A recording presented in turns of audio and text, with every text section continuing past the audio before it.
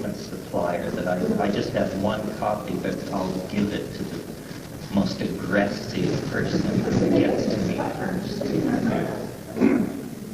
Anything? Yeah. I'm just curious why, if naturally the psilocybin mushrooms grow out of cow dung, why when you do it in a laboratory kind of situation is it so important that you do it under such sterile conditions?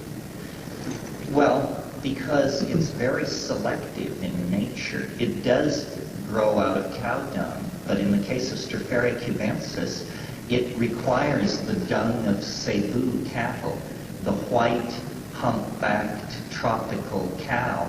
I've seen pastures in Colombia where there were Cebu on one side of the fence and the pasture was full of mushrooms, and there was a mixed herd, 50% Cebu on the other side of the fence, and the mushroom just wouldn't occur.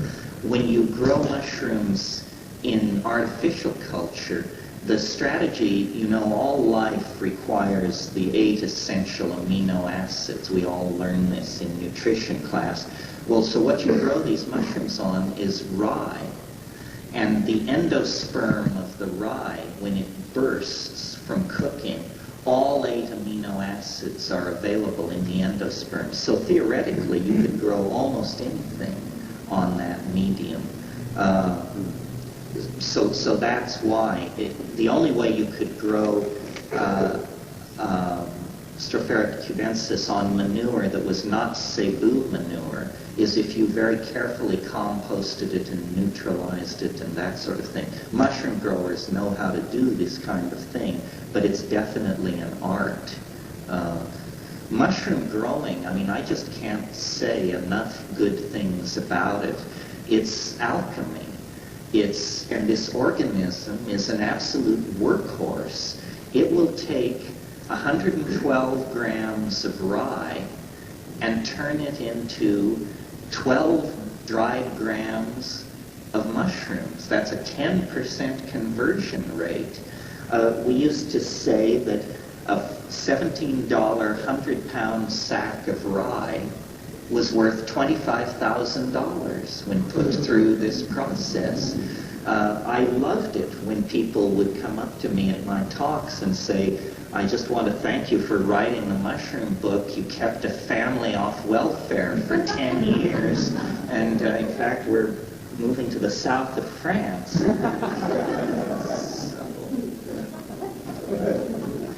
Anything else on this? Yeah. As we go deeper and deeper into the psychedelic experience, it seems that, well, I personally become radically aware of the contrast. Like, when intoxicated, you go into the ecstasy and you release your ego and allow yourself to fully open. But then, on coming down, we slam back into this Western civilization, ego and the whole reality of it. And I'm wondering how you, for so many years, going deeper in, how you managed to integrate yourself. Well, I think the answer is not very well.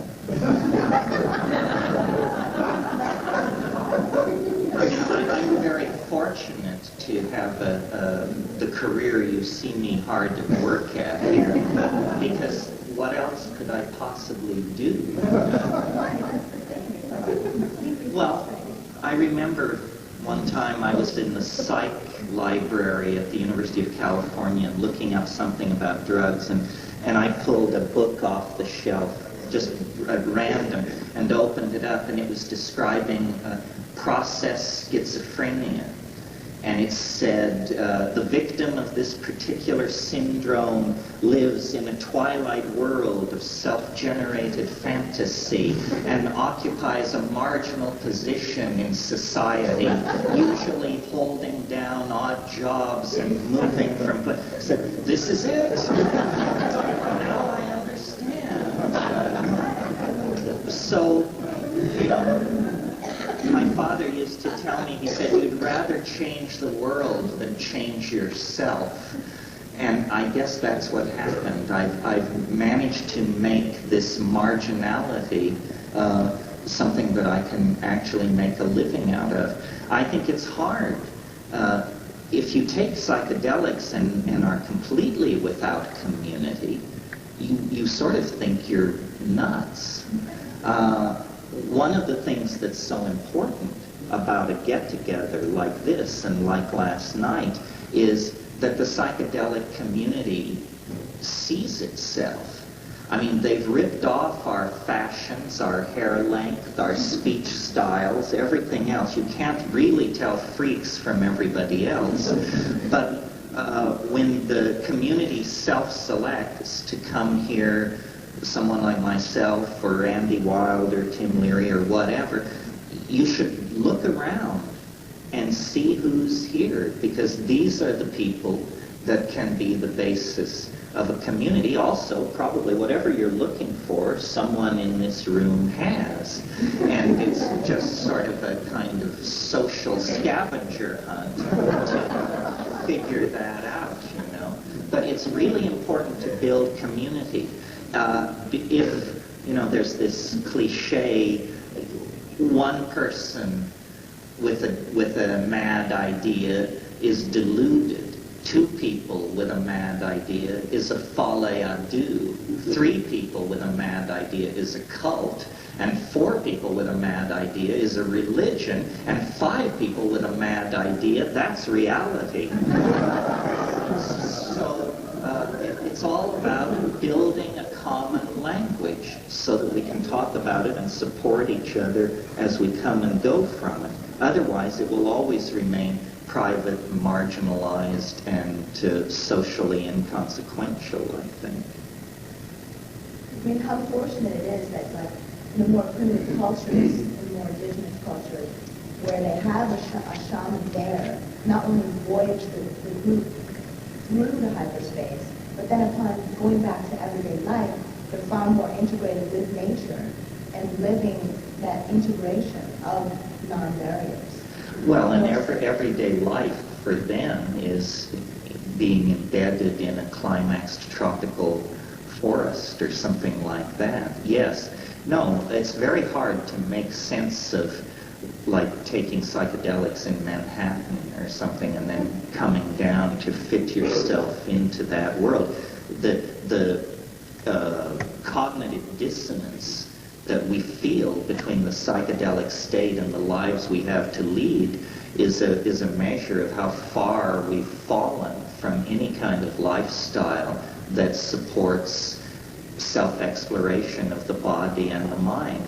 I mean, we have literally become cogs in a machine. When I go to LA and fly over the suburbs and look down, it looks to me like a magnification of an electronic chip.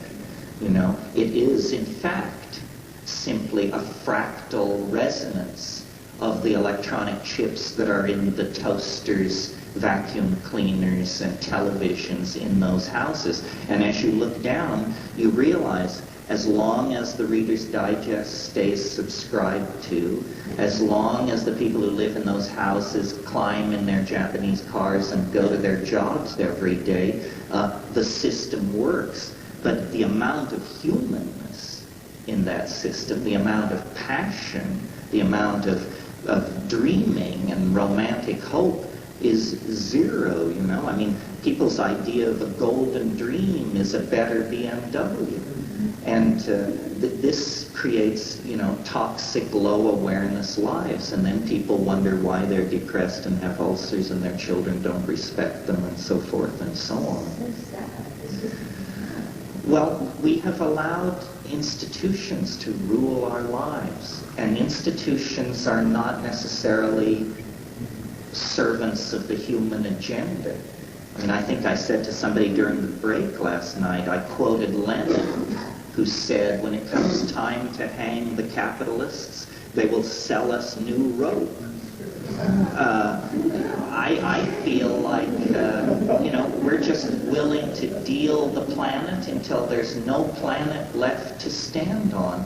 There seems to be no awareness of limits or the impact that we're having on the planet. We've invented a sin that didn't even exist until the 20th century, which is the sin of robbing your own children of their future. I mean, no society in history has ever been so perverse that it would actually loot its children's future. I mean, that's what society is for, is to secure the children's future. But in the way we destroy land and pile up debt, we're handing this all on to the unborn. And it's an incredibly infantile and self-indulgent and egocentric approach to the phenomenon of life. I'm sure you've all seen these bumper stickers that say, "Live simply, that others may simply live." And, this is an idea worth holding. Somehow we have to reverse our, what I call consumer object fetishism. That we are fetishistically obsessed with stuff. And this is wrecking the planet. When we were nomads in Africa, there was no material culture at all. People felt inner wealth was your existential validity, who you were, the power of your songs, the power of your speech, your hunting prowess, your sexual prowess, your magical prowess. It was who you were, not what you had. Nobody had anything because everybody was on the move. They never slept in the same place twice. The invention of agriculture was a strategy for the production of food that was monstrously successful. I mean, you can imagine when these river valleys like the Tigris, Euphrates, and the Nile, when they had never been farmed, when they had millions of years of topsoil accumulated there, the response to early agricultural efforts was a tremendous surplus. Well, you can't carry it with you. So consequently, you stay with it. And then you build a tower to put it in. The oldest and most complex structure known to exist was the grain tower at Jericho. And it was for holding grain, and it was also constructed so that you could climb to the top and drop large, heavy objects on people outside, people who were obviously trying to get at the grain. The invention of agriculture created haves and have-nots. It created economy, because suddenly you had more food than you could eat at any one time, so the concept of trade arises. It creates urbanization. It creates specialized work patterns. And you can just see how we are the inheritors of all of these new institutions, the institutions that arose in the Neolithic, urbanism, agriculture, job specialization, gender specialization, so forth and so on. This set us on the downhill path to the present circumstance in the absence of psychedelics. Yeah. Terence, in Trialogues at the Edge of the West, you and Rupert talk about resacralization, and one of the aspects of that is the visiting of the sacred sites and the taking of the hallucinogens in those kind of contexts. Can you talk a little bit about this? I mean, have you got any feedback in terms of experiences at the sites under influence? Well, as you may or may not know, Rupert Sheldrake is the great developer and purveyor of the theory of morphogenetic fields. And that's the idea that the past actually has a presence in the now, that things happen easier if they've happened before. That's not a scientific principle at all. In fact, from the scientific point of view, that's nonsense. But if it's true, then a ruin where people lived for thousands and thousands of years with a certain lifestyle should have a kind of ambient field that you can tap into. And I think this is true. I don't exactly understand the mechanism, but it's certainly true that when you take mushrooms at, say, Palenque in Chiapas or Monte Alban or someplace like that, you see the motifs of the civilizations that inhabited that spot. Taking psilocybin at Borobudur in Java is a completely different experience than taking it at Tikal, for example. It is as though the past lingers in places. The model that I want to communicate to you about psychedelics that I think is most fits the facts, I mentioned this a little bit last night, is a mathematical model that consciousness, well, here's a metaphor. Some of you may be physical chemists, and you know how sulfur has 2 melting points. I mean, if you have yellow sulfur and you heat it, it will liquefy. But if you keep heating it, strangely enough, it will re-solidify. And if you continue heating it, it will melt again at a higher temperature. It has 2 melting points. So the way I think of consciousness is it is something which takes the shape of the vessel which contains it, the way water, when poured into a pitcher or a glass, takes the shape of the container. And we, for reasons discussable but not entirely clear, are born into a 3-dimensional matrix with a temporal dimension. And consciousness, the process of becoming a child and an adult out of infanthood, is the process of consciousness taking the shape of the container of 3-dimensional space, learning to coordinate eye-hand movement, so forth and so on. When we take psychedelics, the 3-dimensional boundaries are dissolved. This is the equivalent of liquefying the crystal of consciousness, and then it recrystallizes in a different geometry, a higher geometry. I mean, let's analyze for a moment the classical claims made by shamanism as practiced by Aboriginal peoples. They say the shaman can cure, the shaman can predict the weather, the shaman knows where the game has gone, and the shaman can settle social hassles that have to do with who stole the chicken or who's sleeping with who that they shouldn't be, this kind of stuff that goes on in a human community. Well, now let's analyze those abilities. The shaman can cure. If you could see the future and you were a doctor, you would never take on a patient that you knew was going to die, because it would be destructive of your reputation.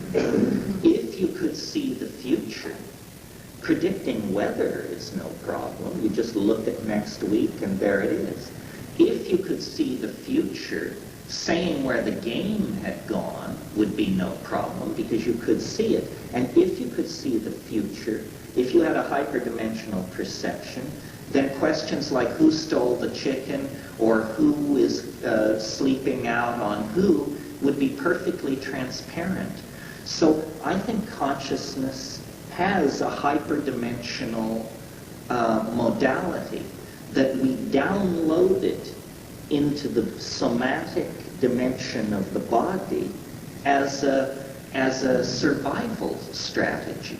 The primary purpose of the mind in 3-dimensional space is a threat detector. You know, it anticipates problems, approaching saber-toothed tigers, large holes in the ground, falling branches. The mind is a threat detector, and it moves the physical body out of harm's way.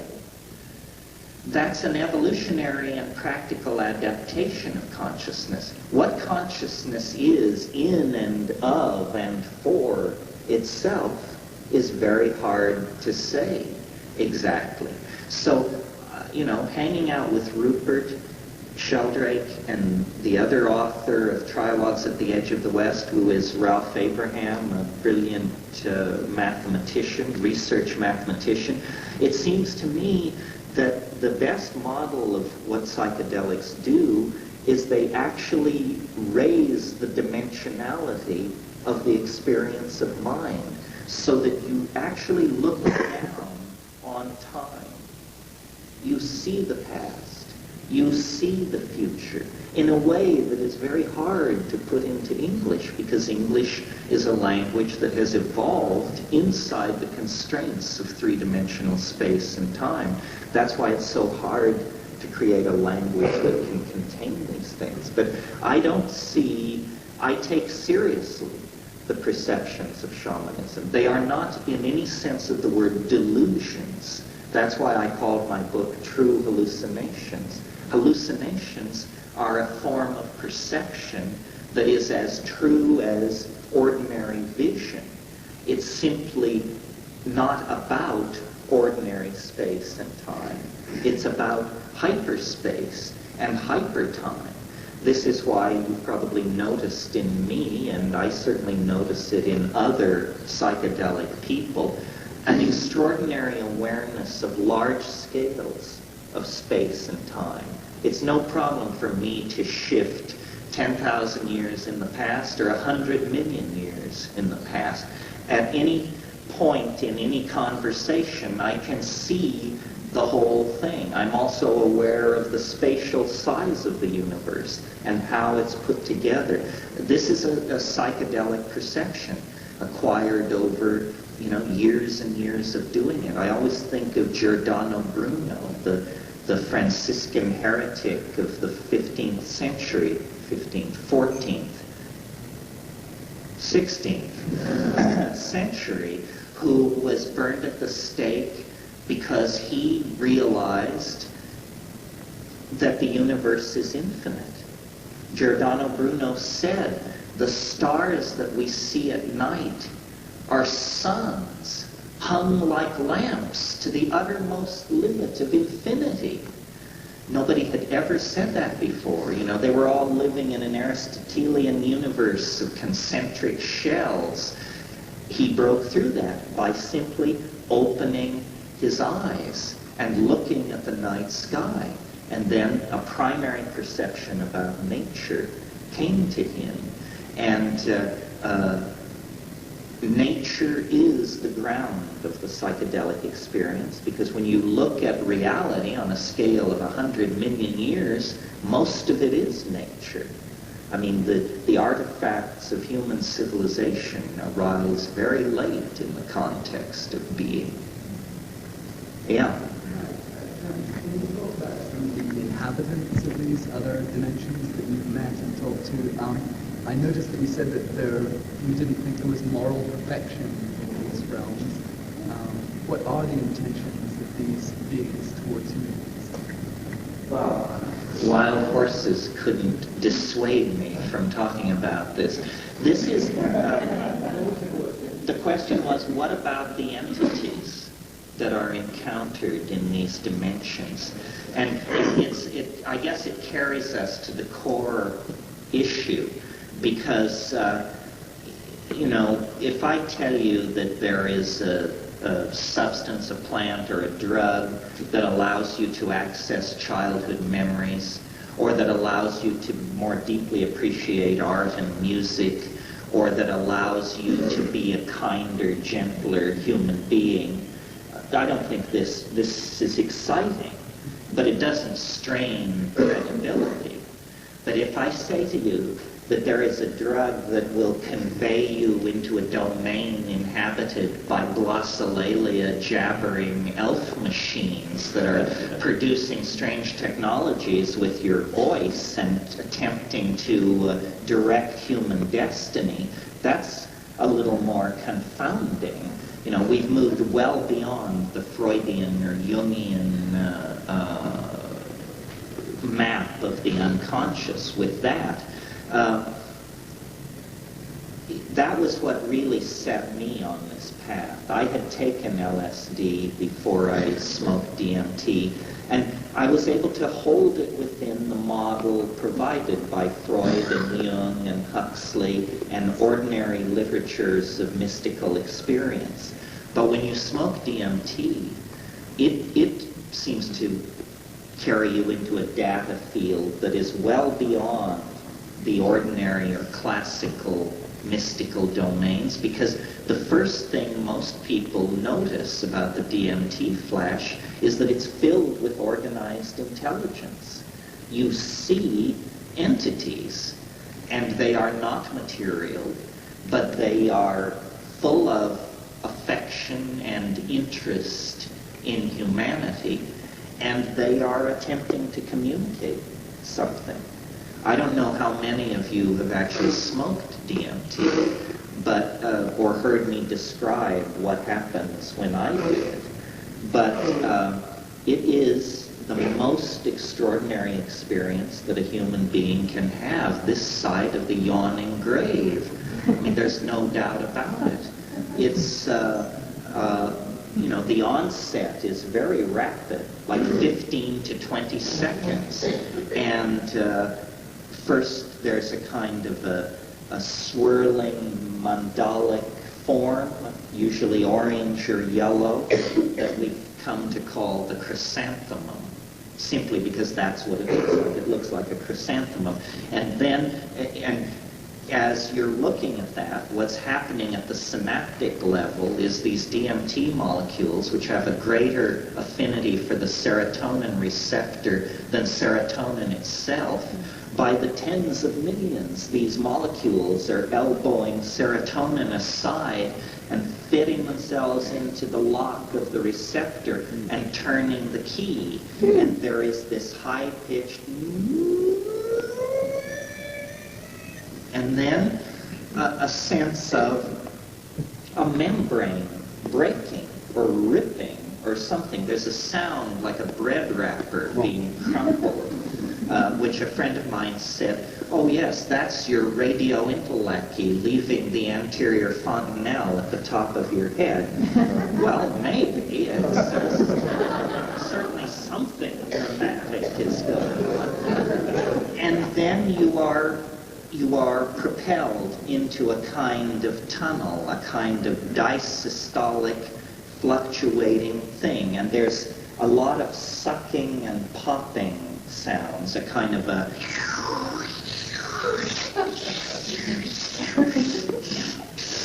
You're being pumped through, and you see the ceiling come down and meet the floor of this space, and then where they meet, they like adhere to each other.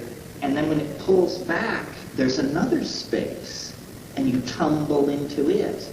And then this sucking, pushing, propelling thing goes on for maybe 20 seconds, 30 seconds. And then I find myself in what I call the elf hive, a very, very bizarre environment that many people have experienced that has a lot of consistency about it. It does not seem like a state of mind. It does not seem like a production of your imagination. It seems like a place. I mean, every preceptor in your body is telling you, you are somewhere. This is not an experience happening in your mind. You are somewhere. The argument for that is that as you search yourself, you discover that you haven't changed. You're who you were before you smoked the DMT. The problem is the world has been completely replaced by something previously inconceivable and totally unimaginable. No artist, no culture, no civilization produced art or images or literature or poetry which even hinted at this place. This is not the realm of the Jungian archetypes. This is some other domain. And what it is it's a room, a dome space, light indirectly lit. You can't tell where the light is coming from, but there seems to be no point source. And you know in some intuitive and translogical sense, you know that you're far underground. You know that a massive amount of weight is above this space, even though it's spacious. And the walls of this domed room are crawling with geometric hallucinations. But none of this is what seizes your attention immediately. What seizes your attention is that this place is filled with entities, with the famous self-transforming machine elves of hyperspace. These things which look like jeweled, self-dribbling basketballs. These self-propelled, autonomous complexes of light and faceted color that come bounding up to you and then hesitate and then jump into your body and jump out or crawl all over you. And you have to understand, this is 30 seconds deep into this experience. You were with your ratty friends somewhere using drugs, and now that's all gone. And you're in this place. And the usual, I mean, I react to it like, you know, and I'm like, oh, God. You know, yes, breathing, yes, pulse, yes, normal, breathe. And these things are saying, you know, they're dancing around in front of you and they're saying, do not abandon yourself to amazement. Do not give in to wonder, which is an almost impossible piece of advice because you're going through all kinds of changes. First of all, the question, this couldn't happen unless I was dead. You just say, you know, this is too far out. There's no, you don't go to this place and come back. So you're dealing with that, you know, am I all right? And after about 15, 20 seconds, you manage to convince yourself, you know, I'm okay, I'm all right. Meanwhile, these things are going through these transformations, geometric, mathematical transformations, and they sing. They sing. And they sing objects into existence. Objects which are like made of what looks like gold, ivory, chalcedony, smaragdine, jasper, silver, diamond, but not stable objects, not objects which hold a single complex form, but objects which are constantly morphing and changing. These things are like jewels or toys or scientific instruments or something. And these things are literally dancing in your face and saying, look at this, look at this. And they're pulling each other away, one pulling another away and saying, not him, me, look at this, look at this. And as you direct your attention into these things, you have the overwhelming impression, incontrovertible impression, this is impossible. This is impossible. If I could bring one of these objects back to my world, just one, all you would have to do is show it to people, and you wouldn't have to say a word. They would know that time and space, reality and matter, spirit and energy had all been transcended into some translinguistic domain where mind and imagination are able to fabricate themselves instantly into objects. And they're doing this with language, these creatures. And what they are saying is, do this. Don't be amazed. Quench your astonishment. Do what we are doing. Do it, and do it now. And it's like you can't conceive of it. I mean, you just stammer, basically. But then there is a kind of, and now I'm speaking from my own experience, a kind of bubble in your stomach, a kind of heat, a kind of light, Chakrik maybe, who knows, why bother? Anyway, it's there, and it begins to move up your body. It doesn't feel like it moves up your spine. It feels to me like it moves up your esophagus. And when it gets to your mouth opens, and this linguistic activity pours out of you, a glossolalia of some sort that is spontaneous, not under the control of the ego, and that which causes objects to begin to condense out of the air like tears of mercury, like drops of ruby. And as you experiment with it, you realize, I'm doing this. My voice is making things come into existence. And these little elf machines are just hysterical with delight. I mean, they literally turn handsprings and somersaults at this point. And you're there going, ni di jing wa wa si bi bi ni jing wa ti ni fi ka pi hi ni de jing wa wa ka ti bu ki ki ki ni info. And this is colors, light, faceted, metallic, crystalline, silken, watery, gelatinous stuff pouring into space and contorting itself around you. And just as you're beginning to come to terms with this, the entire state folds up on itself like a paper box folding up on itself, and it's as though it telescopes away from you. It retreats, and I've even had trips where the elf machines turn and say, "Deja vu, deja vu." A bizarre farewell, I maintain.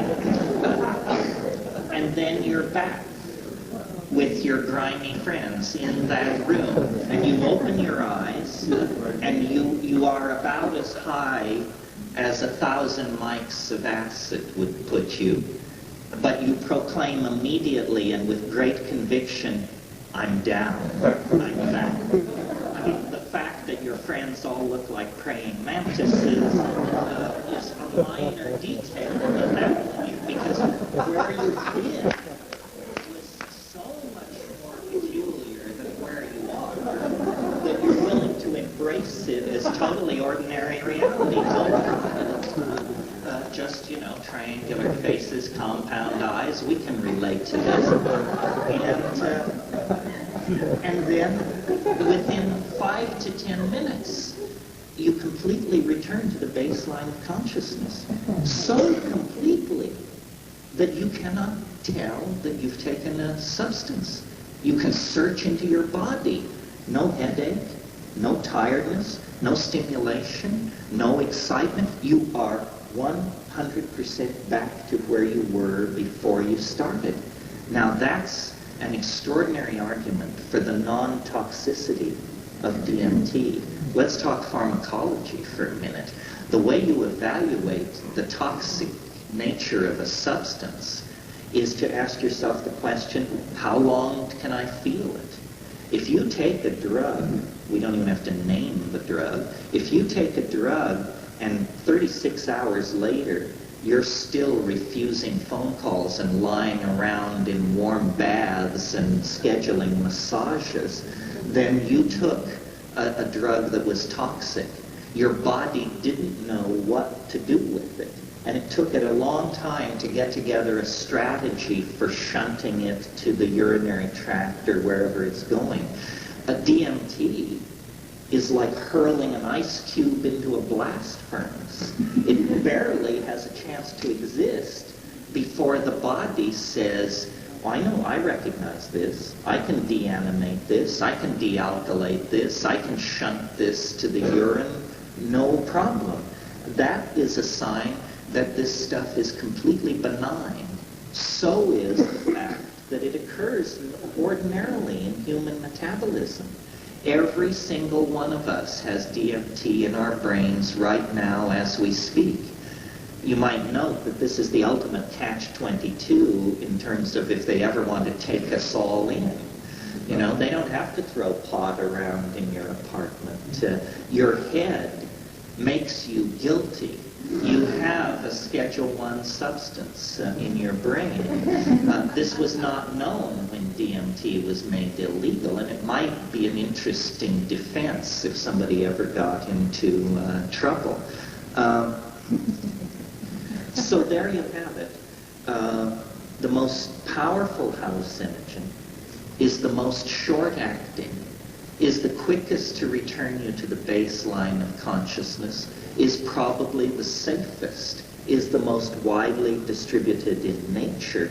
And unlike LSD or in some cases psilocybin, this doesn't seem to confirm our ideas about the human unconscious, the cheerful theories of Freud, Jung, and Reich. It seems instead to imply that the universe is a system of condensed levels of manifestation that we can, under extraordinary situations, move between these levels. Science has spent the last 1,000 years convincing us that the world of physical appearances is all there is. 25 seconds into a DMT trip, and that cheerful notion has been blown to smithereens. And yet people have argued over that for thousands and thousands of years. And there it is, you know, the entities of mythology, fairyland, and dream. So I think, when I think about the psychedelic experience, I think about it as a series of concentric circles. You could think of it as a bullseye, with minor psychedelics on the rim, and then LSD, I suppose. I mean, the orders are not hard and fast. It's the concept that's important. But LSD, and then mescaline, and then psilocybin, and then DMT at the center. And if you take huge doses of mushrooms, you can get to places through breath control and sitting in darkness and doing pranayama. You can get to places where you look around and say, my God, it looks like a DMT flash. Yes, but it took you an hour and a half of hard slugging to get there. Where with the DMT, you know, it's irrevocable, it's unstoppable. There is no hanging on, no resistance. Yes, over here. I spent a lot of time in Brazil, and when it sounds like ayahuasca has some similarities.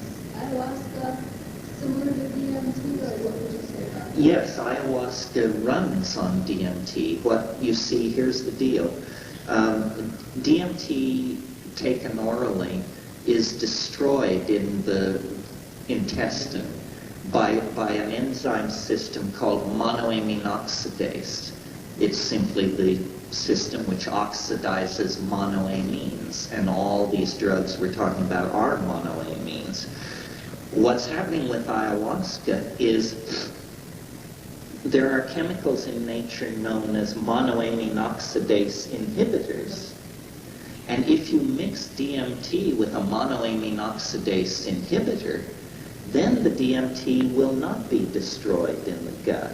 It will survive the gut, and it will pass into the bloodstream and eventually into the brain. So ayahuasca is a combination of DMT from one plant with a monoamine oxidase inhibitor from another plant that then creates a prolonged, orally accessed DMT trip.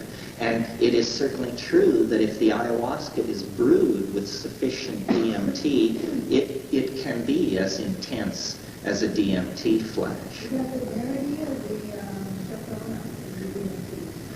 The chacruna is Psychotria viridis, and that contains the DMT. The monoamine oxidase inhibitor is provided by the other plant, which is Banisteriopsis caapi, the big woody vine. I understand a lot of people are growing that vine here on Maui. That's fine. It's a fine vine, but or a fine line, I'm not sure. But what you need is the Psychotria viridis as well. So the people who are growing Banisteriopsis caapi should know that until they have a supply of Psychotria viridis, they won't be able to make good ayahuasca. However, let me say something, because this leads into it. I was just at this conference in Mexico on psychoactive plants, and the excitement there, and it's been happening at a number of these conferences recently, is people are becoming very interested in what are called ayahuasca analogs. What this means is that in most environments on this planet, there are plants which contain DMT, and there are plants which contain MAO inhibitors. And if you are of an experimentalist bent, you can create out of local plants a chemical equivalent to ayahuasca. And in some cases, these local sources of DMT and monoamine oxidase inhibitor are actually more concentrated than the Amazonian plants. So, for instance, I know of one book being written that will be called Ayahuasca Analogs, and that will contain dozens of these recipes.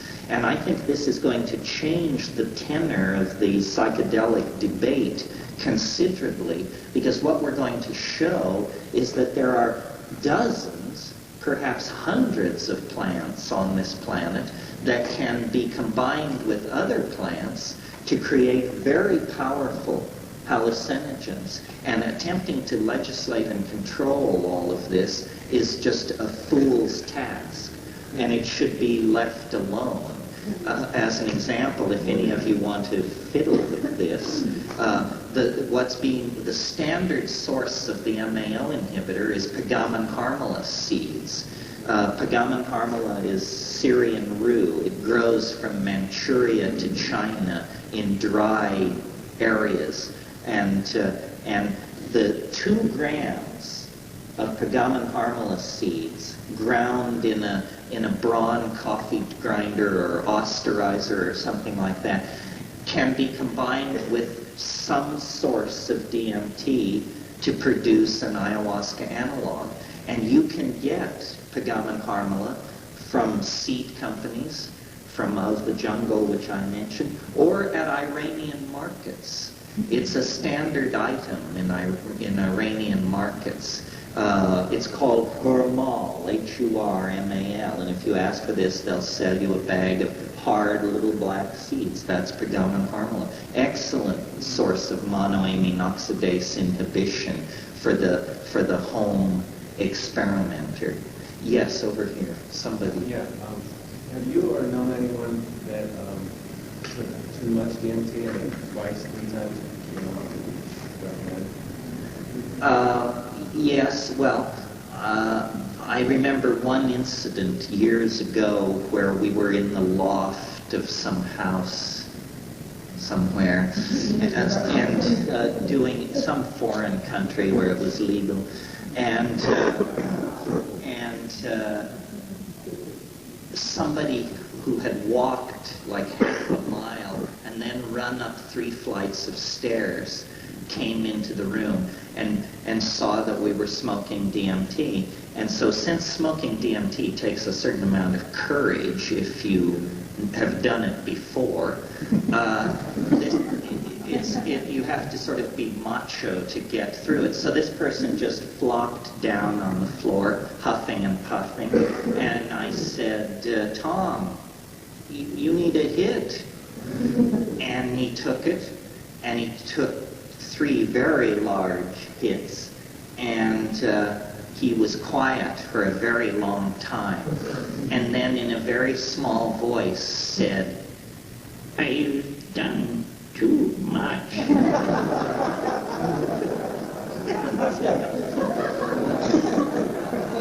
we just threw a blanket over him and waited. I'm pretty confident that that it's not dangerous.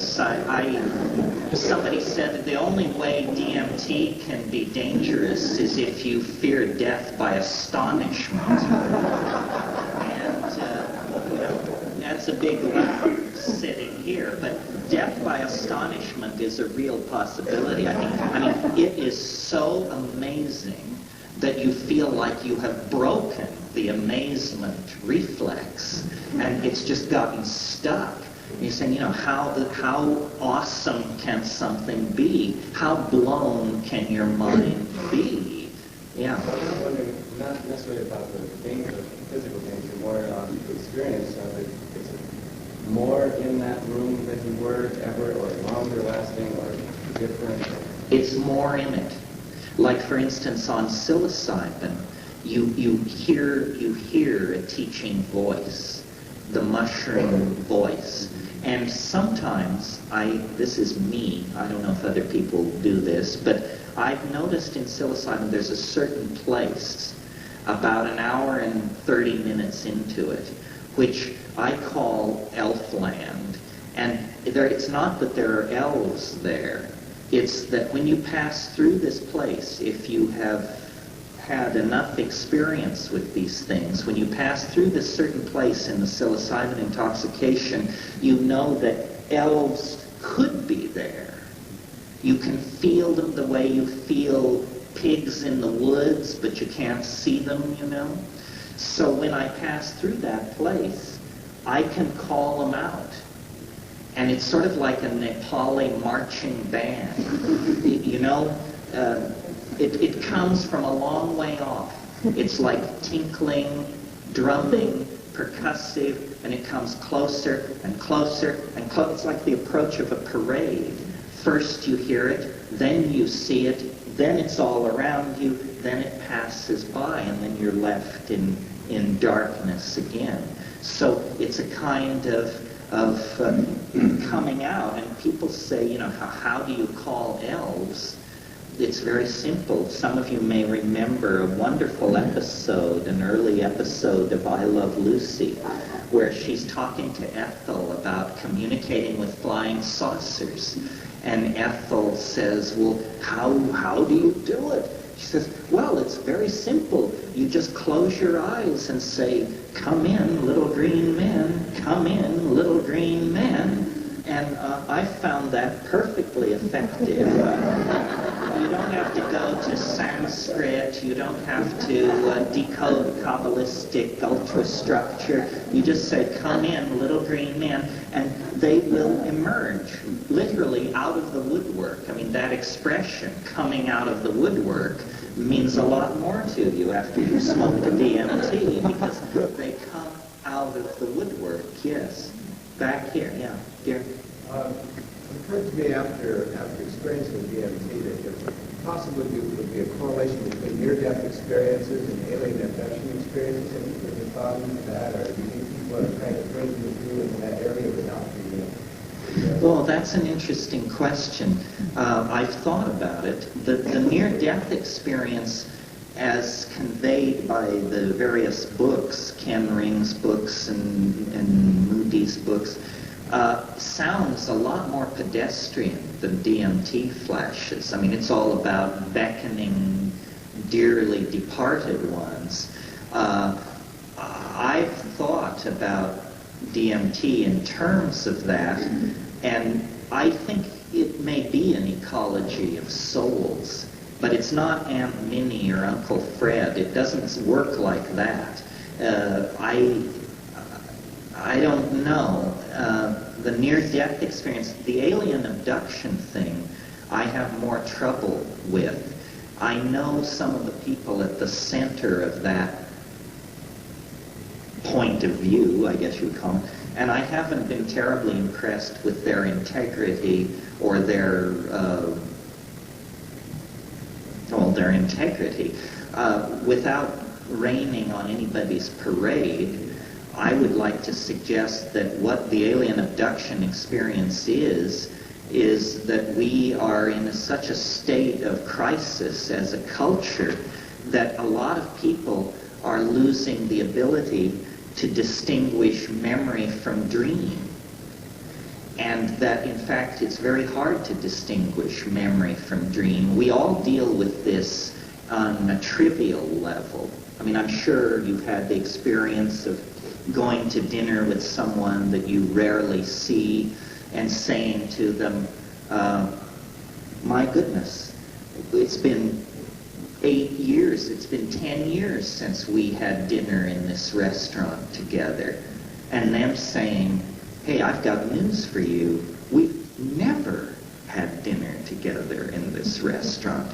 Well, in a trivial case like that, you just say, huh, that's funny. I must have dreamed it or something, because I have a very clear impression of this. But if it's an alien abduction, then it becomes much more problematic to know where to locate it. I am very resistant to, what you have to know about me is just because you're a nut, it doesn't mean that you're open to other nuts.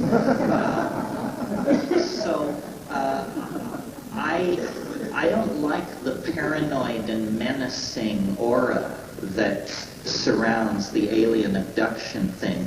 And as I say, the personalities in the UFO cults are squirrely, without a doubt. I mean, these are not people that you would enjoy spending time with. I've seen UFOs, so I don't feel like I'm excluded from talking about it.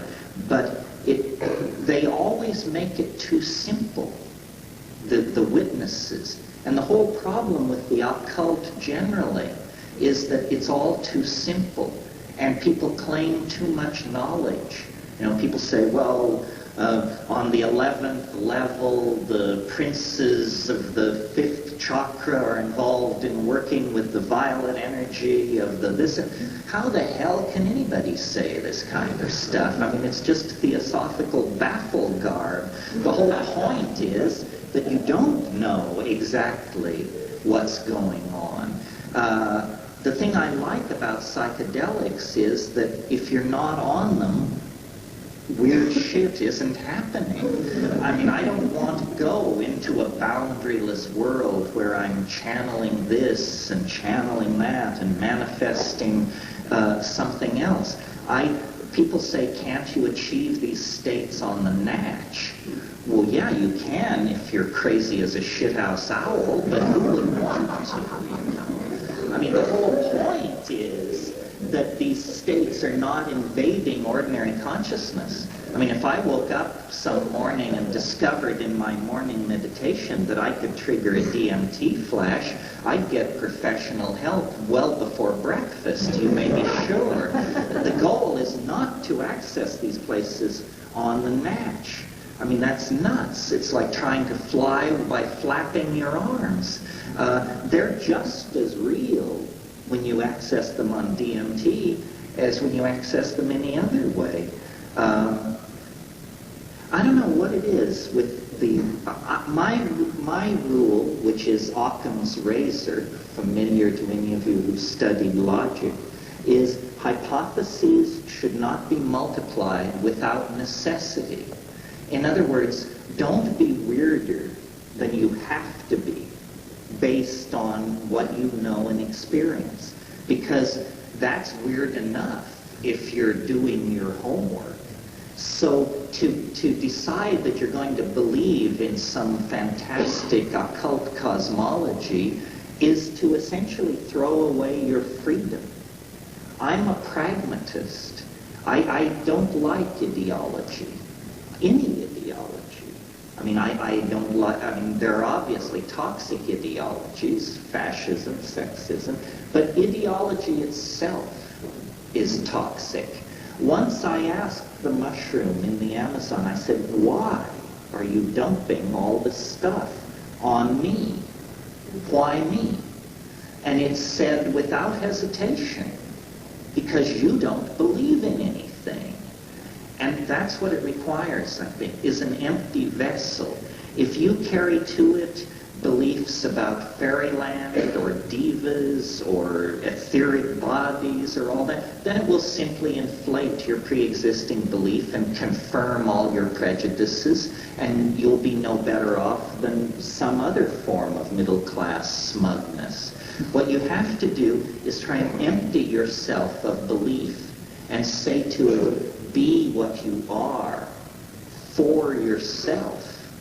And when you do that, with the mushroom, there's an enormous organ tone, and black drape curtains begin to rise. And after about 45 seconds of that, you say, that's enough of what you are in and of yourself. Let's go back to the dancing mice, the little rolling candies, the birdies, and the bright colors, please. Yes. Talk a little bit about, you speak of the mushroom in several of your books as the precursor for religion and brain expansion, and also I'm interested in the teleological implications here, but also as the resider at the end of time that you talk about in I think 2012, and the magnet effect. Could you go into this in a little more depth? Yeah, I have to give a product warning here.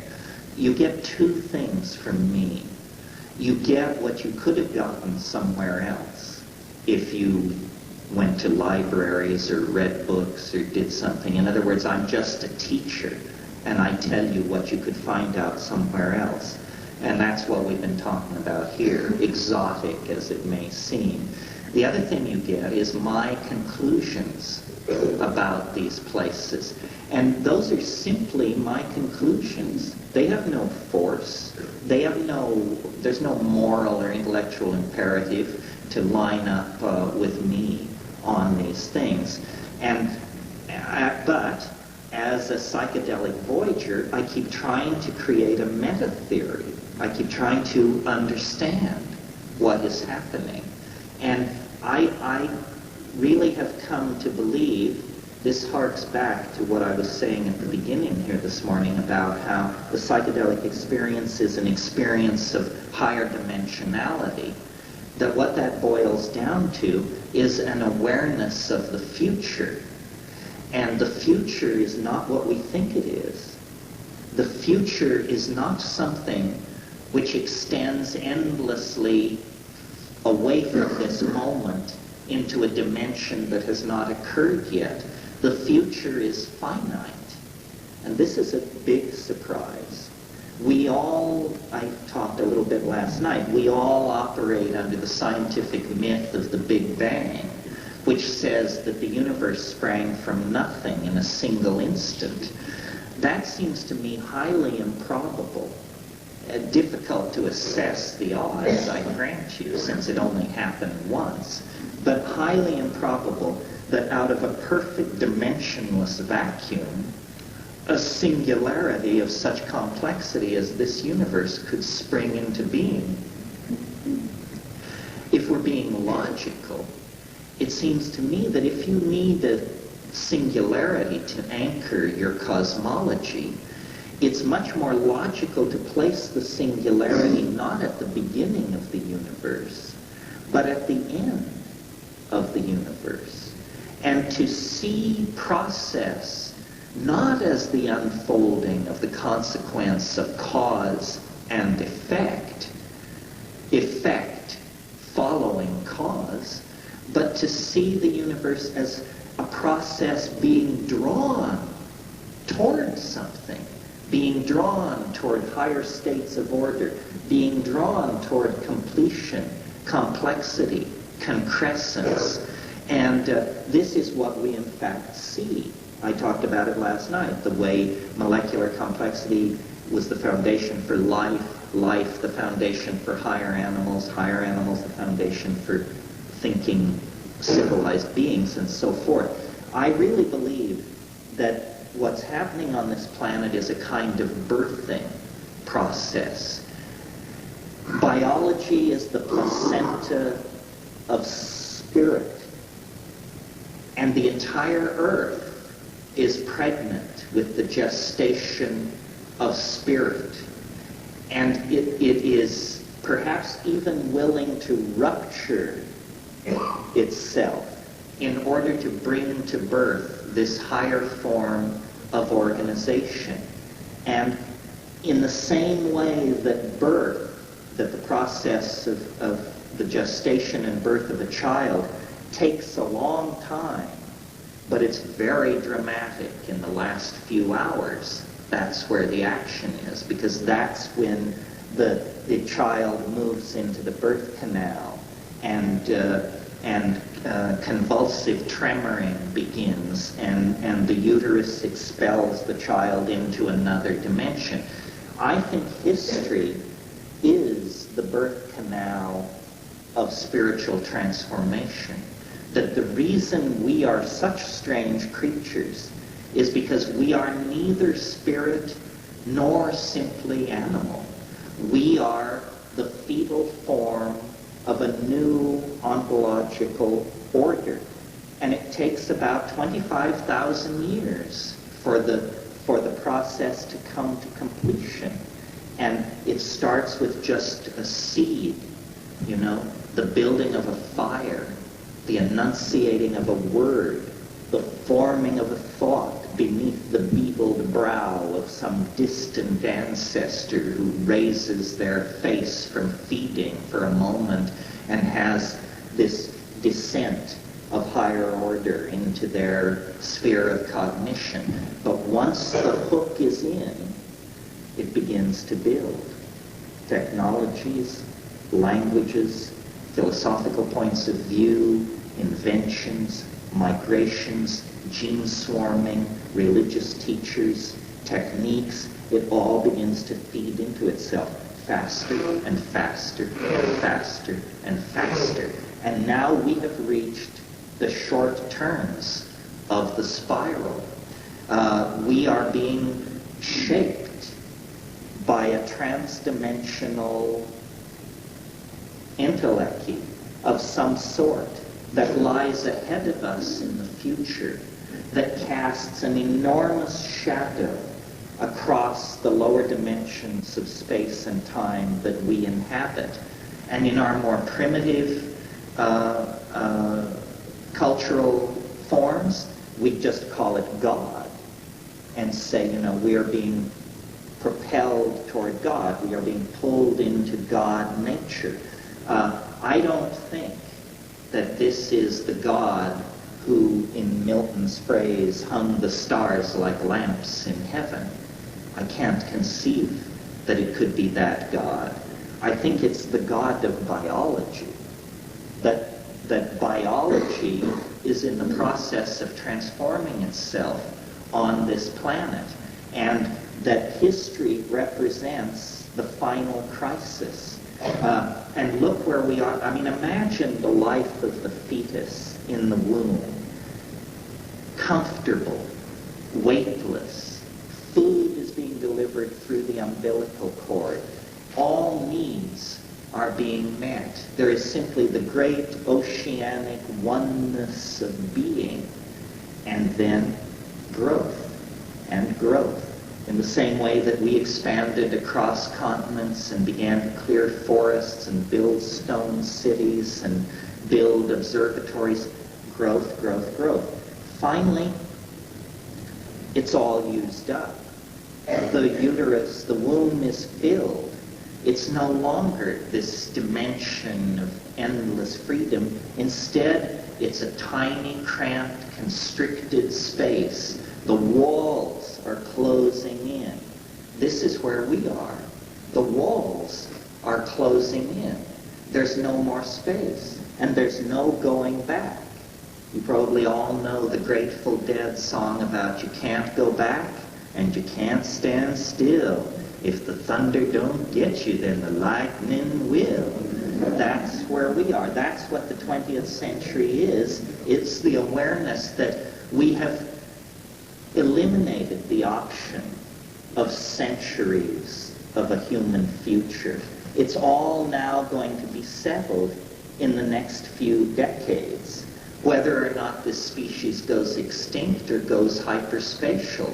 In other words, whether or not this experiment in the birthing of spirit is to end in stillbirth or a successful parting of mother and child, the earth emptying its womb, heaving an enormous sigh of relief, and us then going off to whatever grand and glorious destiny the spiritual imagination can find for itself in hyperspace. And so the chaos of the 20th century is the chaos of birth. I mean, if you had never seen a human birth and you were to happily come around the corner and be confronted with this, it vibrates medical emergency. Blood is being shed, organs are distended, there's moaning and groaning. It looks like a problem. You have to really make a leap to faith to say, how beautiful, new life coming into the world. This is how we do it. Make way for the new order. Well, that's what we have. We've used up 3D. We have begun the long path down the birth canal. We are suffocating. The walls are closing in. We cannot imagine what lies beyond us. On the other hand, a fetus in the birth canal, how can it ever know that it will grow up to be airline pilot, research scientist, fashion model, or whatever? Those are whole realms of categories that don't even exist in the world that it inhabits. And I think that what psychedelics are about, and what shamanism is about, is getting behind the screens and learning what the plot is, figuring out what human destiny means. I don't think we should despair. I think we're moving on. Everything you know is going to be changed and lost. This is the psychedelic truth of life. Nothing lasts. Not your enemies, not your lovers, not your fortune, not even your own dear self. Nothing lasts. So the place to be is in the felt experience of the moment with a model of the whole that feeds optimism and light back into your daily activity.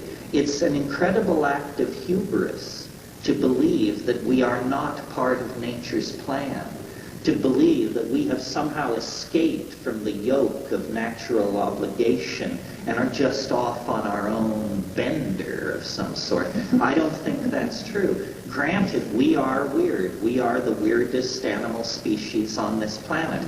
But octopi are weird, and praying mantises are weird, and sperm whales are weird. We just claim a certain domain. We are the trigger species.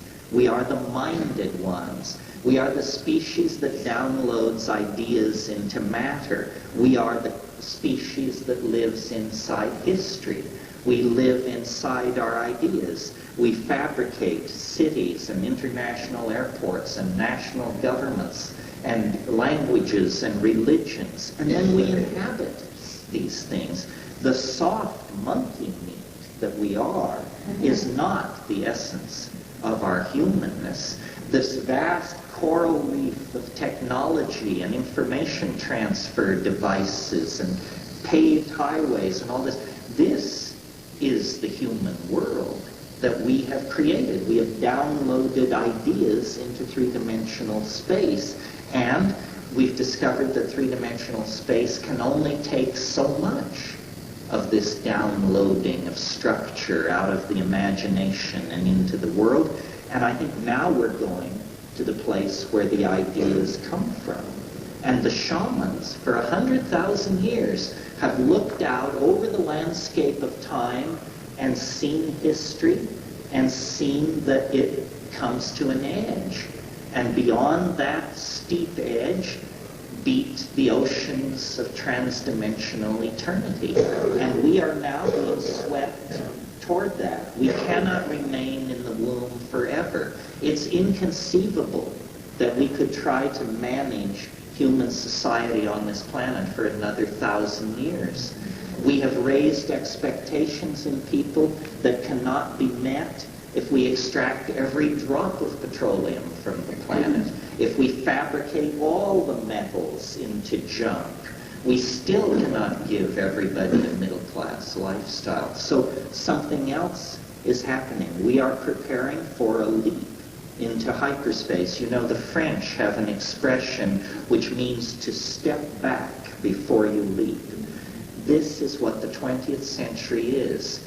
The world of the Edwardian gentlemen, the mathematical dominators, the print heads, the object fetishists, all that, that's the 19th and early 20th century.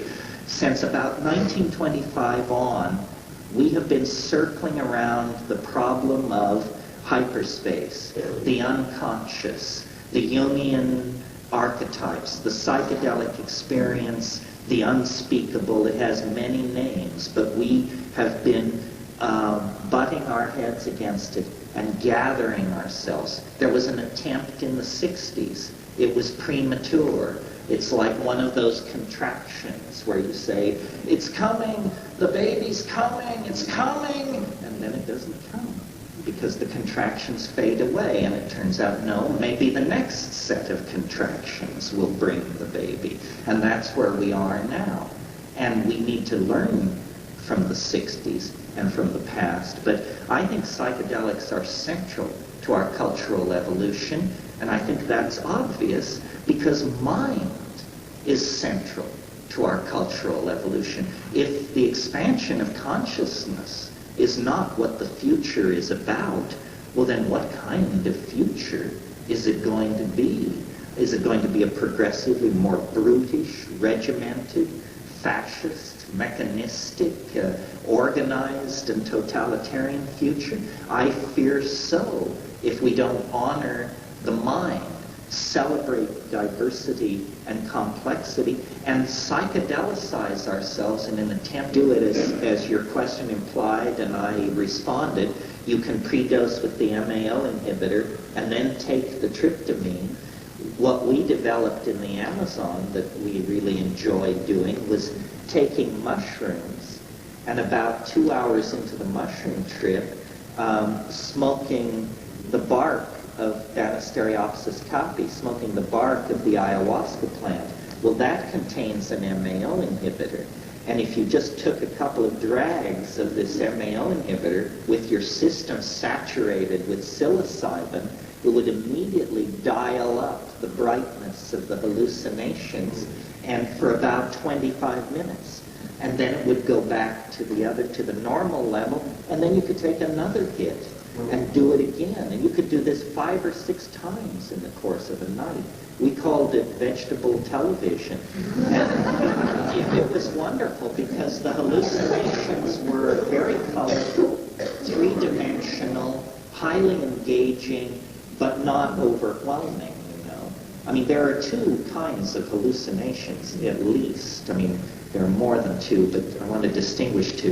There's hallucinations that you look at, and there are hallucinations that you become. And one turns into the other. You know, if you take a high dose of psilocybin or ayahuasca or DMT, first you see the hallucinations, and then you become them. I think this thing I described on Salvia Divinorum, where I said I was not only seeing weird stuff, but it was coming up behind me and beginning to mess with my mind, that's the beginning of the hallucinations leaving the realm of something you look at and actually turning you into a hallucination. Yeah. The hallucinations are a very visual thing, and that's how we explain them. I'm wondering if you've ever had the experience of doing DMT or any other hallucinogen with a person who's been blind from birth, and how they would describe that. No, this question was asked last night to people blind from birth. It would be an interesting experiment to do, because what it would tell you is whether the hallucinations are generated in the optical pathway or in the deeper brain. I suspect they're in the deeper brain. Yeah. Over here. Yeah. Do you think that the regurgitation and vomiting that comes with ayahuasca actually has a positive effect on, in my way of thinking, I think it's like clearing out old clogged circuits of circuitry? Yeah, it's a purgative. I mean, the great thing about ayahuasca is that it addresses the whole body, not just the mind. And it does clean you out. And it makes it easier to take ayahuasca in the future then, because usually the first trip is the roughest in terms of the vomiting. The vomiting is caused by the harmine, which is an emetic at the MAO inhibiting level. Not everybody vomits, but in Peru they place a cultural value on the vomiting, and so they always try to vomit. Yeah. You make frequent references to phenomena existing in hyperspace. Could you differentiate hyperspace from cyberspace? Well, cyberspace is the attempt to create hyperspace through technology, through virtual reality or through computer networking or something like that. On one level, culturally, what we're doing is we're hardwiring the human unconscious. Much of the world is now under the control of machines. The world price of gold is set each day by computers that make calculations based on many, many parameters that are being measured, interest rates and the rate of the production of raw materials. Many things are under the control of machines, and machines are psychedelic. I mean, I'm not an anti-technologist. I think drugs are becoming more like computers. Computers are becoming more like drugs. If the materialist pharmacologists are correct, then it should be possible to design a drug which causes you to whistle the first 10 bars of Dixie, and that's all. In other words, if thoughts can be molecularly specified, then it should be possible to design drugs which are like newspapers and tell you what happened in the world in the last 24 hours. Now, we may be a long way from that, but that's the end goal of reductionist pharmacology. Yeah? You mentioned space on psilocybin where you could call in this L, and is there other signposts along the way, like a matrix or a feeling of emptiness that you can steer your way through after having been there many times before? Are there a lot of recognizable directions and forks in the road that you want to follow, or others you want to stay away from? Well, it's a topology. I mean, it's a shifting topology. I can only speak for myself. I'll tell you how I do mushrooms. I do them on an empty stomach. I don't eat for 6 hours. I don't call that fasting. I just call that emptying your stomach. I take them on an empty stomach. I take 5 dried grams. I weigh 145 pounds. If you weigh more, take more. If you weigh less, take less. I take the mushrooms and then I sit. Even though, for me, they never come on faster than an hour. I sit that whole hour. And I usually smoke a bomber. And I usually roll up 3 more. And then I have them laying in front of me. And then at about the hour and 20-minute mark, well, in the first hour, there are certain presentational symptoms, but they're trivial. Your nose runs. The psilocybin is causing that. That's real. That's a symptom. Your nose runs. Sometimes you have to go to the bathroom. Get all this taken care of in the first 45 minutes. Then sit there. Then for me, at about the hour and 20-minute mark, give or take, not more than 5 minutes, it begins what's called streaming. Streaming is when you close your eyes and there are after-image colored globs of stuff floating by, either colored mauve or chartreuse. It's pretty trivial. But you just watch. And part of what you have to train people to do is, it's weird, people don't know how to look at the back of their own eyelids. People don't know how to look at darkness. And so what I say is close your eyes, sit in darkness, and watch the back of your eyelids with the simple expectation that you might see something. You know, close your eyes and look. Well, then the streaming gives way to the first wave, which is usually pretty steep. I mean, I've had trips where I could see it coming toward me, you know, and it was 100 miles wide and 10 miles high, and it's just like a tidal wave, and you say, oh my God, what have we done here? Raise this thing up, and it's just roaring toward you. And there's nothing you can do then, except I just say to it, I'm yours. Please don't hurt me. Please, for Christ's sake, don't hurt me. And it's like watching a thermonuclear explosion through about 30 feet of crystal clear glass. I mean, when I do it in California, I have the feeling that when the thing hits, everybody from Vancouver to Tijuana must have just had to crawl under their desk, because the idea that this is in your mind is inconceivable. I mean, it hits with the force of an asteroid impact or something like that. And then, have you ever seen these things where when they set off an atom bomb, 500 meters from ground zero, they set up cameras, and then 1,000 meters, and then 1,500 meters, and as the explosion takes place, the first set of cameras gets a second and a half, and then they're vaporized, and the switches move back 500 meters to the next set of cameras. You get 3 seconds of film, and then those cameras are vaporized.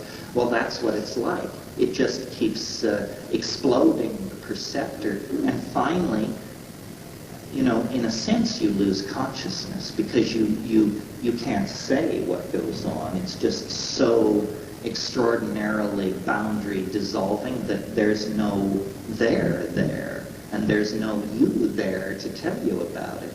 And then you begin to drift down through the layers, and it presents itself. And it can present itself all kinds of different ways. I remember one trip I had, I think it was this same trip, the 100 miles wide, 10 miles high thing. This wave came at me, and I barely had time to lay down. And after a long, long time, I became aware that there was a woman standing over me in some kind of tight-fitting suit, some kind of sexy outfit, and I heard a voice, and it said, "They say it helps to close your eyes, cowboy." And so I closed my eyes,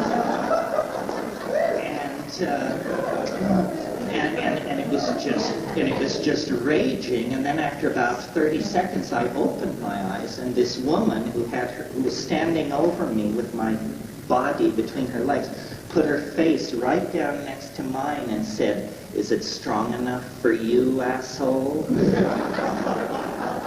said, "Yes, it's strong." So, the humor of the thing is amazing. It can come at you so many different ways. And then the conversations take place. And they can be anything.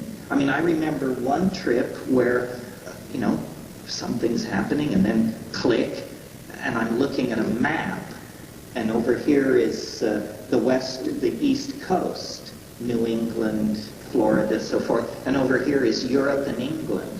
And so I'm looking at this map, and then I see a little ship setting off from France, like a little cartoon ship. And the voice says in my head, "Each ship represents 10,000 settlers." And so I see this ship, and it lands in New England. And then I see one leave from England, and it lands in Georgia. And then I see little villages growing. It says, "Each village represents a community of 100,000 people." Well, what is this? It's an animated movie about the colonization of North America? Great, thank you. I have no idea what this is for. The other thing you can do with mushrooms, which is really fun, is you can say to it, "Be MDMA," and it will just drop its outer space-ish garb and all that, and it will be MDMA. You can say to it, "Be LSD," and it will be LSD. And then, as I said, the scariest thing to say to it is, show me what you really are for yourself. And at that point, it just begins to come apart, and you can't stand it. After 40 seconds of that, you say, I'm sorry I even asked. Reassure me. And because you have the sense, my God, this thing is what it seems to be. It's a galactic intelligence. It's 1 billion years old. It's touched 10 million worlds. It knows the history of 150,000 civilizations. It's beyond your possibility of conceiving, and why it is communicating with an organic atom like yourself is not entirely clear. Its essence cannot be assimilated. It guards you from it. It protects you. And one thing I've always noticed about mushrooms is how incredibly kind it is to beginners. People almost never have bad trips early on in their involvement with it. It's once you trust it and it trusts you, then it says, how far do you want to go? How far do you want to go?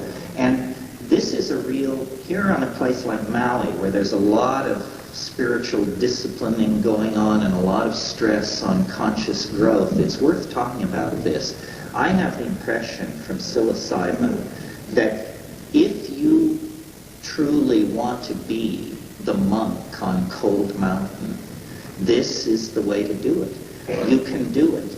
With all these other spiritual disciplines, yoga, diet, mantrayana, the whole bit, everybody drives with the accelerator slammed to the floor. That's the only way to make progress in those disciplines, is work at it like a dog, and maybe you'll get somewhere. Once you come to psychedelics, you get a lot of interest in locating the brake pedal. The brake pedal becomes central to the enterprise. It's no more about how can I move faster toward my spiritual goals. It's all about how can I prolong this so that it lasts a lifetime before I become incomprehensible to everybody who knows me. And if you wish that, if you truly feel drawn to sagehood, then all you have to do is take mushrooms a lot. I take them every few months. Some people take them every few weeks.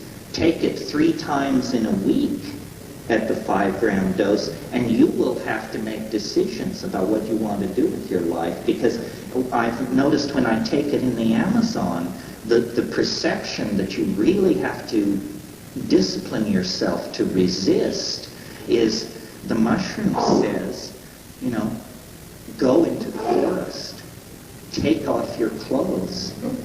You can survive in the forest. You don't need civilization. And I don't know whether it's true or not. I mean, there are horrible, horrible stories of people who were found raving mad 5 days later, driven so by the bite of insects. But on the other hand, the jungle is where we came out of, and you do have the feeling that you really want to go back to the canopy, that you really want to be in the canopy, eating fruit and picking fleas off your mate and enjoying the sunshine. Yeah. Well, quite often when I take mushrooms, I access an insect world. And also they are little marching bands, and just like you talk about the elves. Have you ever encountered that? Sure. The same way. They're lots of fun and the same kind of context. Yeah, it's the same thing. It's small, fun, marching and performing entities of some sort. I've thought a lot about DMT and tried to create a model for it. And I've created many models, and all of them taken together don't do it justice. And I realize that every time I smoke DMT. The first thing I realize is everything you've been telling people is bullshit. That's not what it is at all. And so here comes some. As I grok it, the archetype of DMT is the archetype of the circus. And here's why. The circus is about clowns. It's about a circle of light. It's about a dome, a tent. And under the big tent and in the circle of light, the clowns perform. And a circus is a wonderful place to bring children. But a circus is more than clowns under the big tent. My own first awareness of Eros that I have is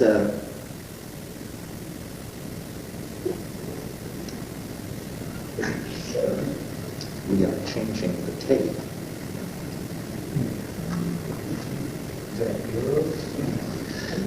The first awareness of Eros that I can remember for myself was when I was about 3. My parents took me to a circus, and there, high above the center ring, hanging by her teeth in a tiny spangled costume, was the acrobat lady.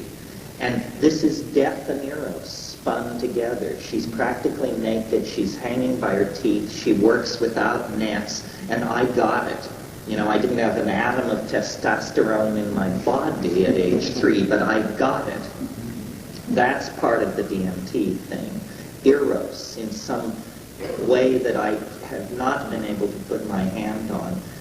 I recently saw somebody, I've seen a lot of people do DMT, but I saw someone do DMT who had a full body orgasm, and it went on and on and on and on, and this woman kept saying, take me, take me, take me. And then she was saying, I want to stay here with you. I want to stay here with you. And, you know, she had never had an experience like this. So there is this erotic component. But the circus is more than the acrobat lady and the clowns. It's also the sideshows. The thing in the bottle, the goat-faced boy, and the fat lady, and all of that. And that's there too, the weirdness of it all. I remember I grew up in a small Colorado town, and every 4th of July, the carnival would come. And we, the children of the town, would look forward to this. And then when the carnival came, our mothers would not let us play outside as late at night as we used to be able to, because carny people are strange, you know. You don't know where they came from. They probably don't have the same morals and ethics as the townfolk. They entertain us all for a few days, and then they pack up all their stuff and go away, and it's like they were never there. And every kid worth his or her salt wants to run away with the circus. So I really think the circus is one fitting metaphor for what DMT is. There are other metaphors. I mean, when I go in there and treat with those elves, I have the feeling that they love me, they're fun, we're having a good time, but you don't want to take your eye off the ball. This is no place to let down. And I've asked myself, where in the past have I had this strange feeling, this mixture of friendliness but possible risk, cooperative dealing with danger in the background? And I recall in the mad folly of my youth, I used to smuggle gold from Laos to India. And I would take this gold, these gold bars, kilo gold bars. It was when gold was much cheaper, I should say, and I could afford kilo gold bars. Strapped to my body, I would go to the Crawford Market of Bombay and buy hash for whatever purpose. And going to the Crawford Market and dealing with these Muslim hash dealers, you know, you're my friend, come in. I had the same feeling that I had with the DMT. It's, we are your friends. He said, I am your friend. I'm not like all the others. Great, Ahmed. I'm glad you're not like all the others. they're mean traders, is what these things are. They want you to give them a meme. Do you know what a meme is? A meme is the smallest unit of an idea. In the same way that we are made of genes, ideas are made of memes. A meme is like, anti-Semitism is a meme. M-E-M-E. Communism is a meme. The bikini is a meme. A meme is an idea, or the smallest unit of an idea. These guys are meme traders. And what they want is ideas, human ideas. They collect them the way you might collect a carved mask if you went to the Sepik River region of New Guinea or something. And what they trade are trade goods. These things they were showing me. Look at this, look at this. Those are the equivalent of combs, barrettes, baubles, and small mirrors. The kind of stuff I take to the Amazon to give to the Indians. They're saying, wouldn't you like this? Give us a line of poetry. Or how about a mathematical equation? Or something like this. They are traders in memes. They are also,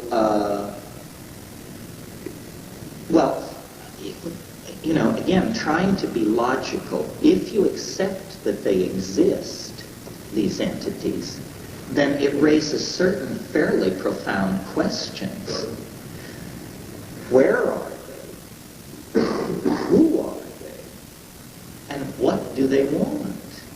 If you accept that these are real entities, real beings, well, trying to be logical about it, it seems to me there are a fairly limited number of choices. They are extraterrestrials of the classic, we have been studying you for 50,000 years, we have come to correct the gravitational loop, that kind of extraterrestrial, extraterrestrial, evolved around another star and came here by some technology. They are either extraterrestrials or they are time travelers from some future so distant that this is what human beings have become, things made out of light that look like self-dribbling basketballs, which means they must be at least 50 years in the future. So they're either extraterrestrials, they're either from a human future, or, next possibility, they are from another continuum. In other words, they didn't come from a distant star. They came from another energy world, somewhere that is, in practical terms, nearby. But we have no evidence that such things are even possible, even though science fiction is filled with so-called parallel continui. We don't know whether this is even a viable concept. Or, and this, believe it or not, is the most conservative possibility. If we accept that these things exist, if we accept that they have an intent to communicate with us, and can in fact communicate with us, if we accept that they have a deep interest and affection for humanity, then it seems to me the most logical and conservative position would be these are human souls. These are human beings, either in a post-mortem or prenatal existence of some sort. This, I never would have thought that I would be pushed to this. But I took DMT to the Amazon years ago and gave it to ayahuasqueros that I respected.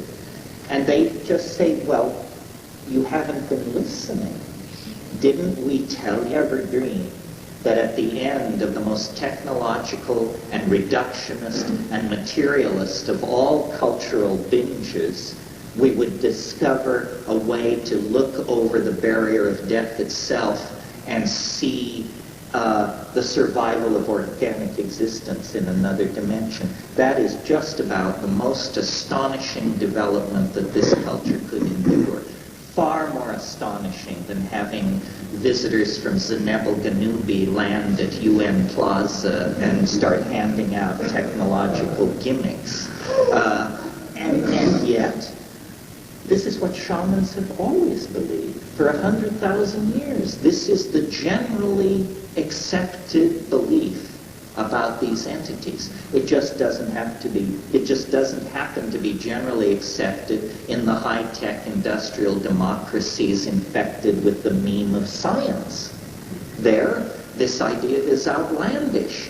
But the people who take these things in the rainforests, in the Oaxacan mountains, for them, it's perfectly obvious that this is what it is. And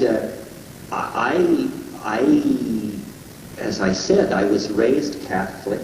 I spent a huge amount of time desacralizing myself, reading Camus and Sartre and Nietzsche and Husserl and Merleau-Ponty and positivists, and dabbled in Marxism and was a hardcore materialist. But life lived honestly, meaning not denying the content of my experience, has led me to the conclusion that the scientific model of how the universe works is complete hokum. I mean, it's fine for predicting the charge of the electron or how to land an artillery shell on somebody's head, but when you talk about, what is mind, what is life, what is intelligence, science has nothing to say about this. Science is a strategy for solving simple questions. Shamanism is a strategy for solving very, very complex questions. And I think that DMT presents a science and cultural destroying frontier. In the same way that medieval Christianity could not hold itself together in the face of the discovery of the New World, meaning this hemisphere, I don't think science, as we inherited it from the Renaissance, is going to be able to survive the confrontation with the psychedelic experience. I think this is one more reason why these things are so stigmatized and forbidden and taboo, because they are the absolute confoundment of our official religion. They show that what we believe about reality is complete hokum, and that we are actually going to have to go back to the idea that there is such a thing as a soul, that there are parts of the human personality that survive physical death, and that therefore, and this is, I suppose, sobering news for everybody, life does have a dimension of moral obligation. We are not just simply free to be secular jerks. We have to try to figure out what the universe wants of us, what is acceptable behavior and what is not. In other words, there is a moral imperative in all this.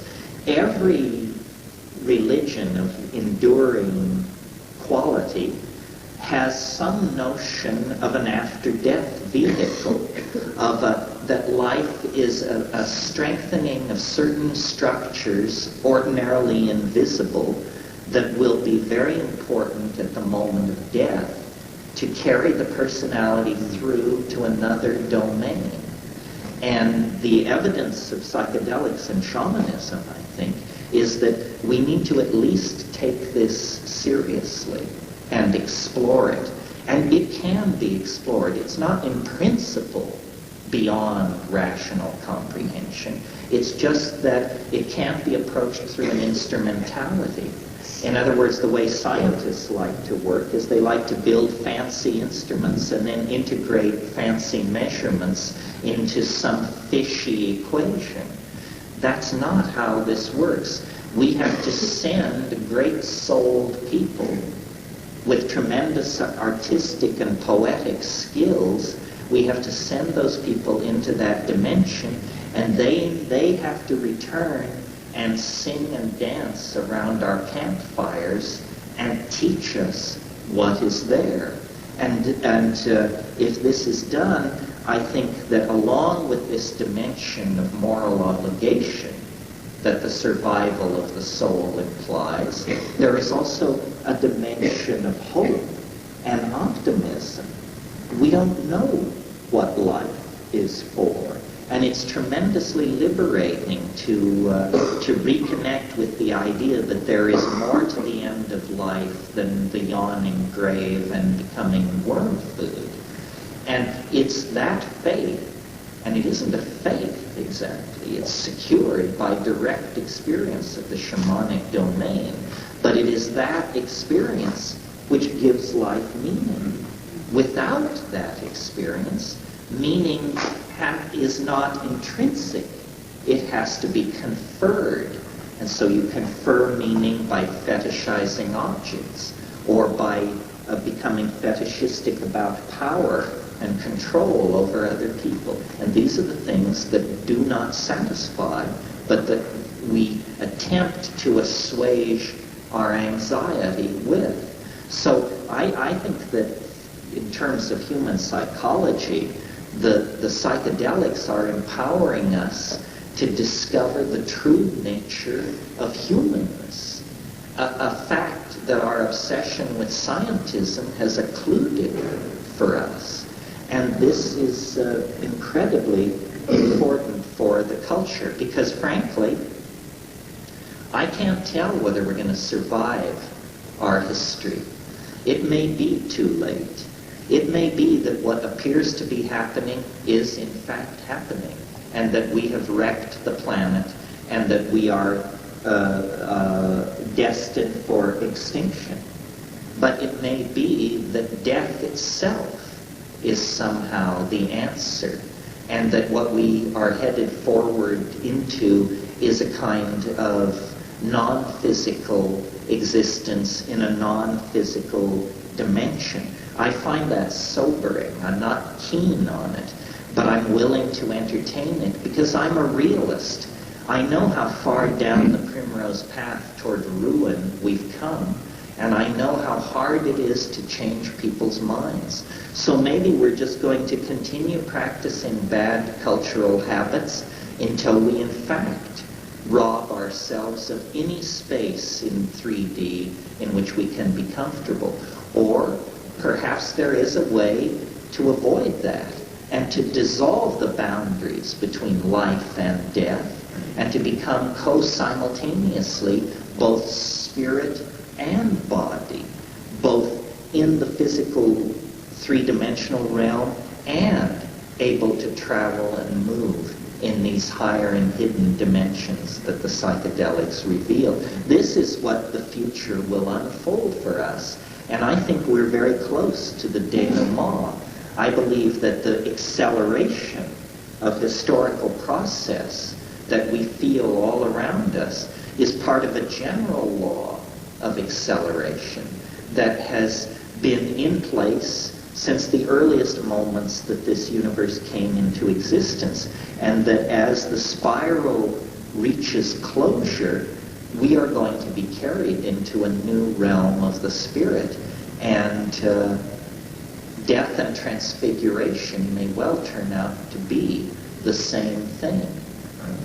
Questions? Yes. My interest in the last year and a half with mushrooms and DMT and you has been this exploration of whether this is the death state. It seems that ultimately it's going to be the biggest trip. When I did 5 grams, I got a message that I would have a choice to stay infinitely alive within my imagination, or the other choice was just non-judgmental, just to go to sleep. And the idea of staying awake forever in the imagination biologically had a kind of a tiring feeling to it. But just those two choices. I'm wondering if you, when you go into the, when you're under the influence, do you explore that question in particular? And have you gotten answers about it? No, I do explore that question in particular. Staying alive forever in the human imagination is a very interesting concept. Imagine for a moment that anything was possible. Imagine, for example, that the laws of physics were suddenly replaced with the laws of the imagination. Well, that's a very interesting meditation, because it starts out, at least for me, I think, well, if I could have anything, what would I have? Or what would I like to have if I could have anything? So it begins modestly. I would somehow transfer the Vatican Library to Versailles, and I would live at Versailles and have access to the Vatican Library and all other books and works of art that have ever existed, and I would walk in a garden. But then I start thinking like this, and I say, no, but the question was, what would it be like if it could be anything? Why would you want Versailles? Why would you want the Vatican Library if you could have anything? And you realize our imagination is completely constrained by the laws of physics. What would we become if we could become anything? I mean, if I could snap my fingers and you were omnipotent, what would you do? The first thing I would do is I would fly. I would just leap about 300,000 feet in the air and give the cowboy yell. But then you would realize, the entire universe is now your bubble. You can cross the galaxy in the wink of an eye. You can journey back to the Big Bang in the time it takes to think about it.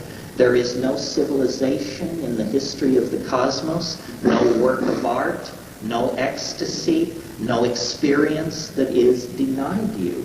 And I maintain that we would become, within minutes of this transformation, unrecognizable to ourselves, because we are completely defined by our limitations. And so that's what I imagine death is. It's the discovery that you can be, do, see, think, and feel anything. That you have been defocused from the point in space and time where your identity intersected a knot of meat, which is your body.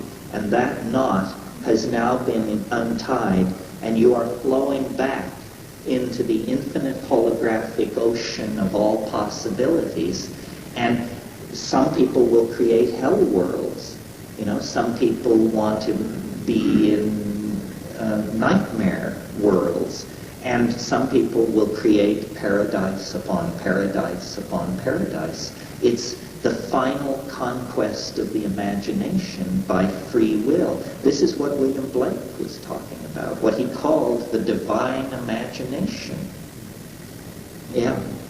On language, you spoke about language as being a strong building block of this segment of history, a building and evolutionary thing. I saw you in a video, a very psychedelic video, where you used a lot of descriptive words describing this very incredible thing, and then you compressed it into, it's a bird, baby, it's a bird. And that whole thought about how compressing and confusing language is, there's a real paradox there. Yes, language is best used to lie. That's what it's best at, because it's a kind of betrayal. It's an incredible flattening of reality. And I think the example you mentioned was, I was saying, a child lying in a nursery in a crib, and a bird flies into the room. And for the child, this moving, fluttering thing of light and sound is a miracle that has many, many dimensions to it. But the child's mother then comes into the room and sees what's happening, and she says, "It's a bird. It's a bird, baby, bird." So what happens then is this mysterious, irreducible complex of light and motion is changed into a word. And the word is like a little tile. And that word is affixed over the bird and now covers the bird. And by the time you're 6 years old, you've been handed enough of these small tiles that everywhere you look, it's seamless tiling.